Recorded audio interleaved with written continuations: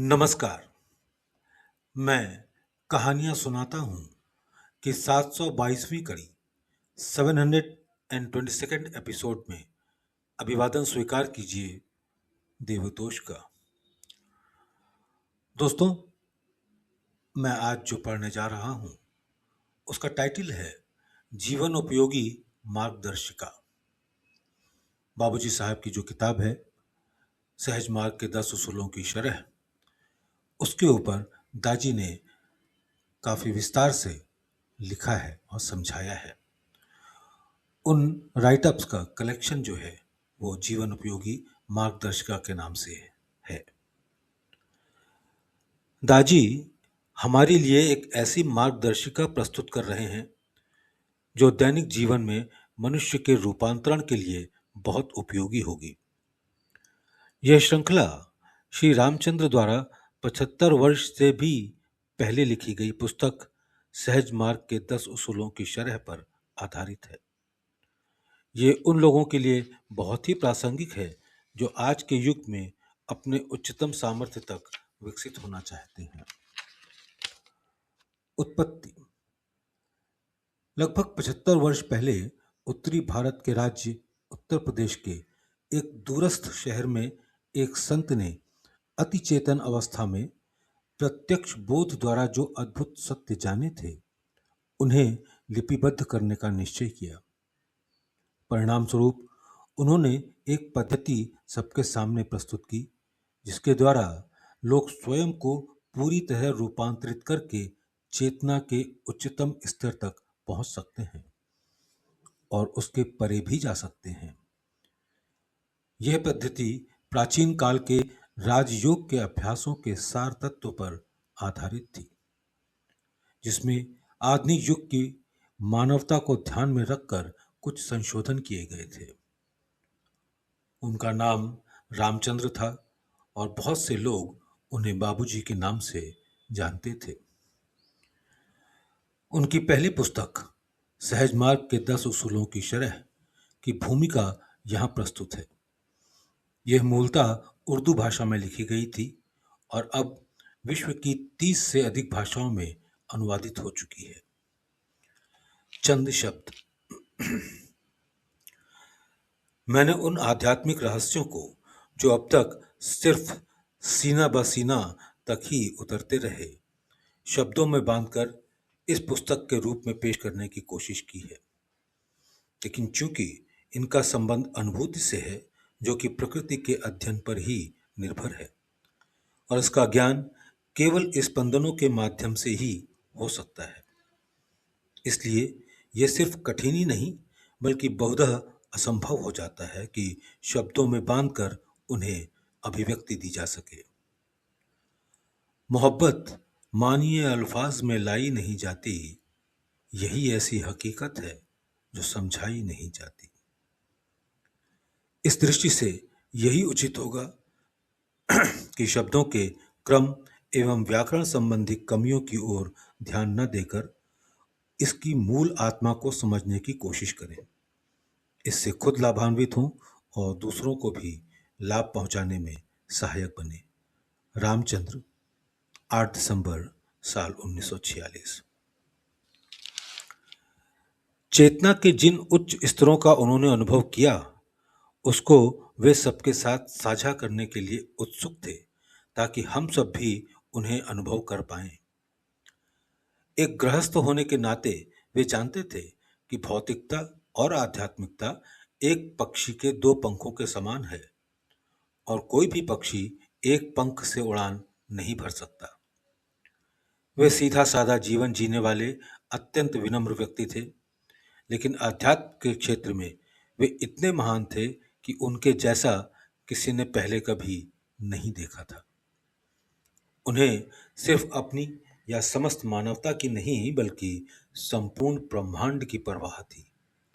वे जानते थे कि पीड़ित मानवता में सकारात्मक परिवर्तन, शांति और विकास लाने के लिए आंतरिक रूपांतरण की जरूरत है। उन्होंने एक सरल पद्धति विकसित की जो अभ्यास करने में भी आसान थी और संस्कृति, जाति, आयु, वर्ग, धार्मिक मान्यता और लिंग पर आधारित किसी भेदभाव के बिना हर एक के लिए उपलब्ध थी। दाजी का पहला आर्टिकल, अति चेतन अवस्था के द्वारा प्रत्यक्ष अनुभव। बाबूजी ने जो खोजें की वे सरल होते हुए भी चेतना के क्षेत्र में उसी प्रकार क्रांतिकारी थीं जैसे कि आइंस्टीन की कुछ ही वर्षों पहले भौतिक विज्ञान के क्षेत्र में की गई खोजें थीं। कुछ बातों में ये दोनों व्यक्ति एक जैसे थे।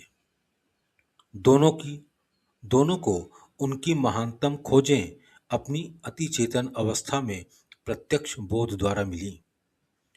इससे भी महत्वपूर्ण ये है कि एक दूसरे से अनजान वे दोनों एक जैसी घटनाओं के बारे में खोज कर रहे थे, एक आध्यात्म के नजरिए से तो दूसरा विज्ञान के।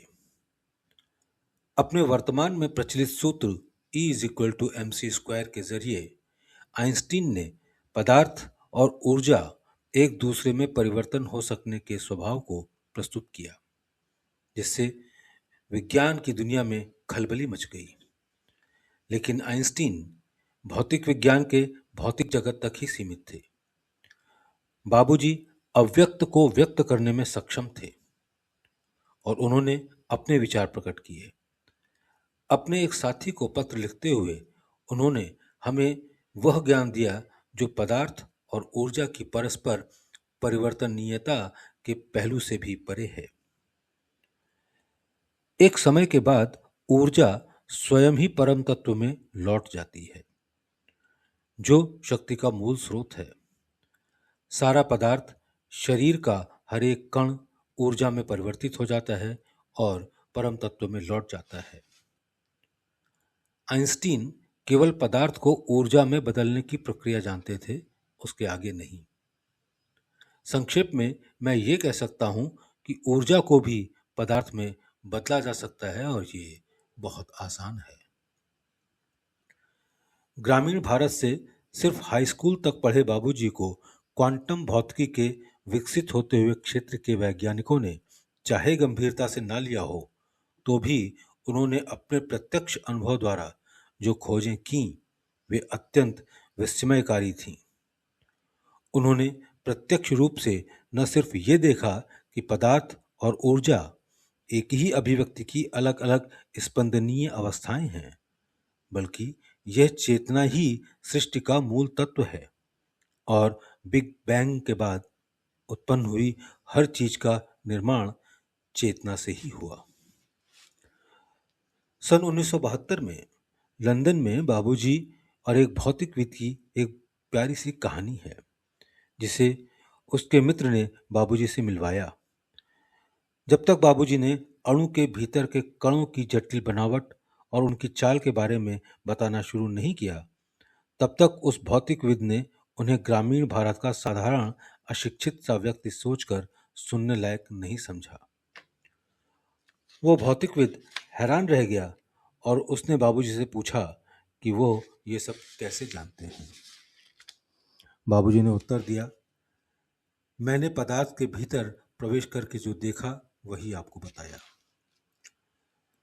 लगभग उन्हीं दिनों क्वांटम वैज्ञानिक प्रेक्षक प्रभाव ऑब्जर्वर इफेक्ट से घबराए हुए थे, अर्थात यह तथ्य कि प्रेक्षक किसी प्रयोग के परिणाम को प्रभावित कर सकता है। कुछ लोगों की धारणा थी क्योंकि हर वस्तु मूलतः चेतना से निर्मित है, इसलिए प्रेक्षक की चेतना प्रयोग किए जाने वाले पदार्थ की चेतना पर असर डालती है। लगभग उन्हीं दिनों क्वांटम वैज्ञानिक प्रेक्षक प्रभाव यानी ऑब्जर्वर इफेक्ट से घबराए हुए थे, अर्थात यह तथ्य कि प्रेक्षक किसी प्रयोग के परिणाम को प्रभावित कर सकता है। कुछ लोगों की धारणा थी क्योंकि हर वस्तु मूलतः चेतना से निर्मित है, इसलिए प्रेक्षक की चेतना प्रयोग किए जाने वाले पदार्थ की चेतना पर असर डालती है। आरंभ में इस धारणा से वैज्ञानिकों का समुदाय सहमत नहीं था। आज भी वैज्ञानिक इस मुद्दे पर एकमत नहीं है। प्रेक्षक प्रभाव से जुड़ा यह सारा भ्रम आसानी से दूर हो जाता है जब हम ये समझ जाते हैं कि एक स्थूलतर प्रेक्षक एक सूक्ष्मतर प्रयोग को तो प्रभावित कर देता है, किंतु एक सूक्ष्मतर प्रेक्षक एक स्थूलतर प्रयोग को प्रभावित नहीं कर सकता। अब तो वैज्ञानिक ही नहीं, जीवन के हर क्षेत्र से जुड़े लोग चेतना के विषय पर भी शोध कर रहे हैं और तर्क वितर्क भी। अब तो हम वापस वहीं आ पहुंचे जो वास्तव में प्राचीन काल की अनेक सभ्यताओं में ही हो चुका है। केंद्र की खोज एवं चेतना का मानचित्रण। इस बीच सन 1940 में, उस समय में बाबूजी ने न सिर्फ ये बतलाया कि प्राणाहुति और हृदय पर ध्यान की एक विशेष विधि का उपयोग करके हम अपनी चेतना को परिवर्तित कर सकते हैं, बल्कि चेतना के विभिन्न बदलते स्तरों तथा चेतना के परे क्या होता है इसकी खोज का वर्णन एवं मानचित्रण भी किया। प्राचीन भारत में आध्यात्मिक विज्ञान के जानकार ऊर्जा संबंधी चेतना के 7 चक्रों की व्यवस्था से परिचित हैं और अधिकांश का विचार था कि सहस्त्रसार चक्र ही आध्यात्मिक पहुंच का अंतिम शिखर है, SDK। बाबूजी इन सब को बदलने वाले थे। अपने गुरु लालाजी, जो कि 19वीं और 20वीं शताब्दी के एक दूसरे महान संत थे, के साथ मिलकर उन्होंने एक और अधिक संपूर्ण प्रणाली को खोजा जिसमें 16 चक्र समाहित हैं। इस 16वें चक्र को, जो हर चीज का स्रोत है, बाबूजी ने केंद्रीय क्षेत्र का नाम दिया। उन्होंने मानवीय जागरूकता को अस्तित्व के एक बिल्कुल अलग आयाम के लिए खोल दिया। लालाजी ने प्राणाहुति के द्वारा बाबूजी को केंद्रीय क्षेत्र का ज्ञान दिया और उन्हें इस क्षेत्र पर प्रभुत्व पाने की विधि भी सिखाई। तब अपनी व्यक्तिगत खोजों और अनुभवों के आधार पर बाबूजी ने पदार्थ के स्थूलतम स्तर से लेकर मूल स्रोत तक, जिसे उन्होंने केंद्रीय क्षेत्र का नाम दिया, चेतना के विभिन्न स्तरों का मानचित्रण किया। मानवता के इतिहास में पहली बार ऐसा हुआ कि कोई इतना महान कार्य पूरा कर सका हो। बाबूजी ने हृदय पर ध्यान करने की एक सरल विधि सिखाई जो प्राचीन काल के राजयोग की परंपरा पर आधारित है, लेकिन उसे आधुनिक जीवन की आवश्यकताओं के अनुसार सरलीकृत और परिवर्तित किया गया। उन्होंने समझाया कि चेतना के रूपांतरण और विस्तार के लिए ध्यान क्यों सर्वोत्तम तरीका है।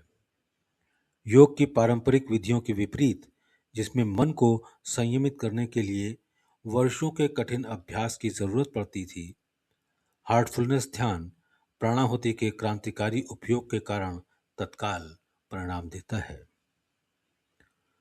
ध्यान में क्या होता है? पिछले 50 वर्षों में वैज्ञानिकों ने यह समझने में काफी प्रगति की है कि ध्यान का हमारे शरीर, विशेषकर मस्तिष्क पर क्या प्रभाव पड़ता है। यह संभव हो सका मापने की तकनीकों के विकास से, जैसे मस्तिष्क की स्कैनिंग, और इसके द्वारा यह चिन्हित करना कि ध्यान से मस्तिष्क की कौन सी क्रिया बेहतर हो जाती है। इससे कुछ निष्कर्ष सामने आए कि ध्यान तनाव को कम करता है, नींद को बेहतर करता है, रक्तचाप को कम करता है, सीखने की क्षमता तथा याददाश्त को बेहतर करता है और खुशी को बढ़ाता है। मनुष्य का मस्तिष्क अत्यधिक जटिल तंत्र है और इसे समझने में विज्ञान ने अभी शुरुआती कदम ही उठाए हैं। दोस्तों, इसके आगे हम अगले अंक में चलेंगे। बहुत बहुत धन्यवाद।